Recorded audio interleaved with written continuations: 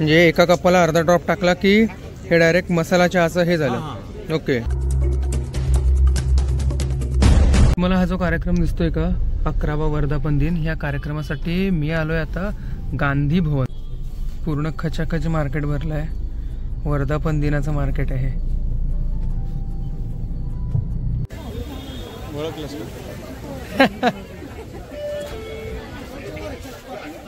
सगळं शेवग्याचं, फुल सगळं शेवगा।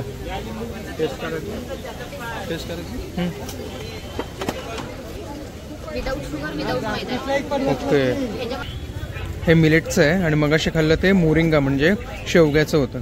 शेवगा क्या बात आहे।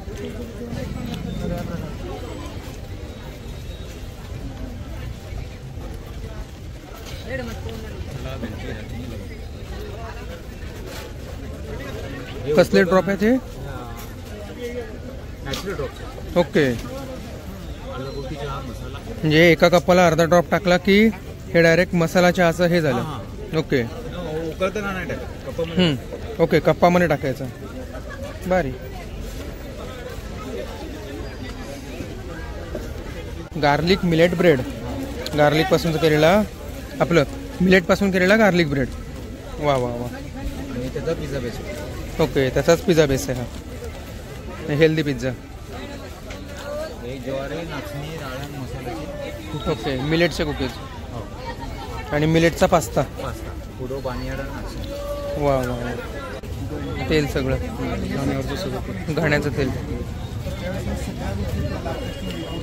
त्यांचं हे चीज। ओके, फ्राय करायचं, मीठला कधी प्रॉब्लेम येतो, घरी जाऊन पनीर, खवा, चीज, तूप, लोणी जास्त चालणारा तो हे रेग्युलर चीज आहे ना? हां, प्लेन चीज। हे मसाला चीज आपल्या महर्षीनगरच्या फार्मला गेलेलं, महर्षीनगर ना? हा मल्टीग्रेन एनर्जी बार आहे, ग्रॅनोला बार।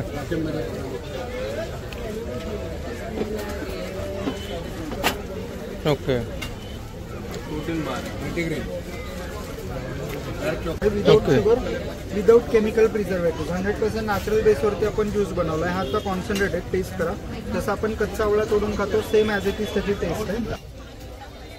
आणि प्लस याच्यामध्ये आपण वनस्पतीयुक्त आवळा रस बनवतो, शतावरी, अश्वगंधा, तुळशीचा अर्क घेतलेला आहे आणि सैंधव मीठ, लिंबू रस ॲज अ प्रिझर्वेटिव्ह बनवलेला आहे। केमिकल प्रिझर्वेटिव्ह याच्यामध्ये काही नाही। कॉन्सन्ट्रेट घेताना आपण पाण्यामध्ये वगैरे डायल्यूट करून घेऊ शकतो, म्हणजे याचं आपण सरबत करू शकतो। सरबतही करू शकतो, म्हणजे साखर आणि गुळ टाकला तर त्याचा सरबतही होणार, अदरवाईज फक्त पाण्यामध्ये डायल्यूट करून घेतला तर त्याचा नॅचरल ज्यूसही होणार। म्हणजे दोन्ही ऑप्शन्स एकाच मध्ये आपण यूज करू शकतो। नाहीतर मार्केटमध्ये कसं होतं की विदाऊट शुगर वेगळा घ्यावा लागतो, सरबतसाठी शुगरवाला वेगळा घ्यावा लागतो। आपल्या याच्यामध्ये दोन्हीमध्ये एकच काम चालून जातं।